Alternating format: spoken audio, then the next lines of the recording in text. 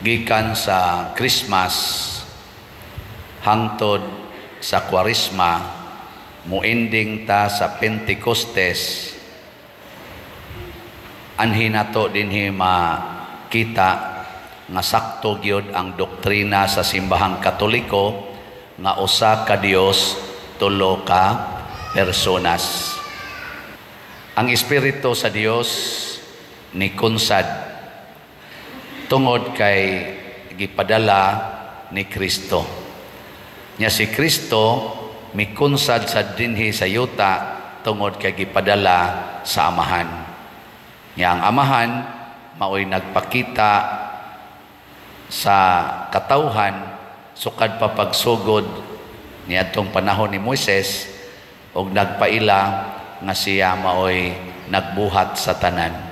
So nagkahiusan na ning tulo ka personas. Usara sila pero tulo ka main functions.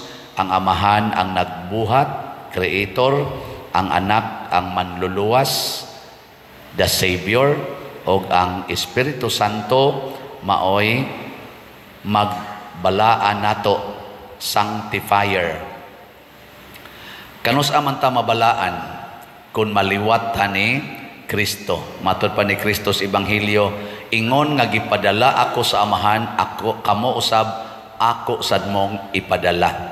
Nya kinsa tong mosunod sa iyang mando mahimong balaan. Nilingi ay mong tupad. Namusta man karon balaan na ka. Ang wa mulingi mga sadan. Kanus aman ta mabalaan basta magsigi tag sunod sa isulti sa ilamdag sa Espiritu Santo. Kay ang Espiritu Santo sanctifier man siya, tigbalaan. Mao na nga kun mosunod ta niya, di gid ta masudlag yawa Espiritu Santo. Naras pong santo, mahimo gid tang santos. Nakaron unsa may isulti sa Espiritu Santo nato? By the way, unsaon man nato aron ang Espiritu Santo mosulod nato? Kibaw mo? Wasan mo kibaw? Imo gina siyang sangpiton. Naa naman siya nato, pero imo gid siyang sangpiton. Imo siyang ingnon, Holy Spirit, come. Sa ti atong tubag sa Salmo, ang imong espiritu og bag-uha ang naong sayuta. Ginoo, espiritu, ingnon nimo siya, kunsari ko og bag-uhang akong naong. Ana. Hawa di ba ang imong naong mausab day na. Ayaw pag adtos parlor aron bag-uhon imong naong. Espiritu Santo mo isang pita. Ginoo, kunsari ko, balaang espiritu, giyahi ko, og bag-uha ang naong nako. Ilingi ang naong sa imong tupad. Ing na, pangutan na siya, ing na, tanaw ni mo sa kong naong, bago o daan. Sige na. Kung magtanaw kag daan, unsa imong bation, malipay ka o dili? O, kanang daan na kaignaw? O, ilisa ni mo, ilisi na, kadaan na ba na? Puol kayo na tanan. Ang naong yun nga bag-o, mao gyud makalipay na to. Mo bitan nang magbag-o jud kag pintal, at least imong balay, tukod kag bag-ong balay, palit kag bag-ong sapatos, bag-ong sinina. Kaya sige na balik-balik, hasta cellphone gani karon dali kay mabag-o. Nga naman, og mudaan na god, wa na ilami. Wa na gyud. Mao na bag-o gyud. Pero kinsa may mo bag-o na to? Ang Espiritu Santo. Unsa may una niyang bag-ohon? Ang atong kasing-kasing.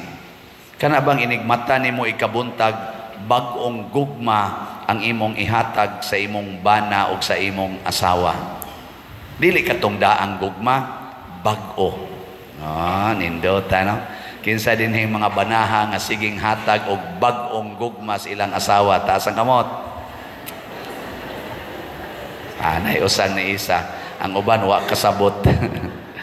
Unsa man ang bag-ong gugma? Katubang hunahuna atong bag-o pa mong nagkauyab. Unsa may imong tinan-awan sa imong bana o sa imong asawa nga kanhi uyab nimo? Kadto mo'y ibalik. Katubang tinan-awan nga murag mulapos sa gisulob. mudot sa kinailatman. Kamantay mo, ana? Kanang tinutukan ba nga, sana? Killer look ba? Makapatay bang tinanawan? Tutok ba? Tutok. Focus. Mao man ang tinanawan sa mga manag-uyab. Kasuway mong ko, ana. Karon di ko mo kumpiyansa og nay mo tutok na kong madre na ko kanay patay ko, ana. Kaya mabasla na tutok na magdaot yun. Mao na, bag-ong gugma. Hangiua ang Espiritu Santo. Tinuod, daan na kay nagnaong imong asawa. Daan na kay nagnaong ang imong bana. Gani, og imo nang tan-awon sa mata nga tawhanon, luod na. Pero hangiua ang Espiritu Santo, bag-uha ang akong naong. Asos, musude na sa imong kasing-kasing ang gugma. Mura dayon kag magpanikad, no? Murag nindot kayong gakso, nindot kayong istoryahon, nindot kayong duolon. Pero dili ganin mo sangpito ng Espiritu Santo, ang Espiritu sa demonyo mo'y musod nimo. Nya unsa may ihatag sa Espiritu sa demonyo, gubo niya ang imong relasyon ni anang maong tao. Gubon. No. Mag-adam gyud kawa nay lami. Lami kayong singhagan, lami kayong yawyawan, lami kayong balikason, kay gisudla naman kag espiritus demonyo. Hana. Kumusta marong inyong panimalay? Kinsa dinhing mga ginikanana nga sud aning niaging simana, gikan atong niaging Domingo hangtod gahapon, wa gyud masuko, wa gyud kap-yaw-yaw sa ilang mga anak or sakop sa balay. Taas ang kamot. Ha? Wa gidi ay mo. Sige. Tagaan ta mo bagong assignment ha. Gikan karong Domingo ha, hangtod sa Sabado nga moabot, ay gid mo kasuko, ayaw yaw-yaw, ayaw gyud pamalikas. Nya hangyo agyud ang Espiritu Santo, pugni ang akong bakba Espiritu Santo. Kontrola ang akong kasing-kasing, hayagi ang akong hunahuna nga maghatag takog maayong mga pulong, maayong naong nining akong sakop sa panimalay. Sige ha, kay ako sa nang buhaton moingon sa ko, maghatag takog maayong naong alang nining mga sakristan, alang nining akong mga staff sa kumbinto nga maigking inikabati sa akong tingog, no? Maigking ana na siya nya og mao na atong hangyoon, ihatag dayon sa Espiritu Santo ang gahom. Mao na sa unang pagbasa, nawagtang ang kahadlok nila. Ikaduha, nagkasinabot sila, ang ilang mga pulong magkasinabot na. Nya nahimo dayon ang dako nga simbahan nga matod pang San Pablo sa ikaduhang pagbasa, ang lawas ni Kristo nga dunay daghang bahin. Usara ka lawas, usara ka espiritu ang naglihok. Imagine ko no, kung duha pa kabuk imong utok, ang imo bang una-una ba, duha kabuk, ang usa ka hunahuna moingon aristo o lakaw, niya ang imong usa ka hunahuna ariswa lakaw. Unsa kay bation sa imong tiil, no? Moingon ting imong tiil, pag sure, day asa man gyud. Pero kay usara man ta ka hunahuna, usara ka sulti, ang tibok lawas mosunod. Nya unsa may mahitabo di ay kun naa na nato ang Espiritu Santo, mabag-o ang atong kinabuhi, ma-promote gining gitawag nato oneness or unity, ang pagkahiusa sa tibuok katawhan. Mao bitaw dinhi sa atong parokya mga igsoon, naa gining atong baligyag slots. Mao ni ang unang pamaagi aron mo makakita nga gilamdagan ba mo sa Espiritu Santo or wala. Katong gilamdagan sa Espiritu Santo, madasigon kay mo palit og slots.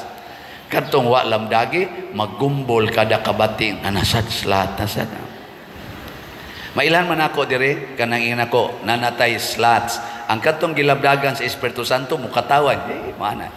Murag maana pa gani, mukatawa. Ang katong uban mo, ana, muawap ang naon. Na siya. So, tibuok kalibutan. Siya may nagkontrol sa tanan, gahom man ni siya ang Espiritu Santo, tudluan taniyas kamatuoran, idiskubre ang kamatuoran. Unsa may nadiskubre ros kalibutan nga kamatuoran, nga di kinahanglang butangag wire ang kana ba makigstorya ka ba?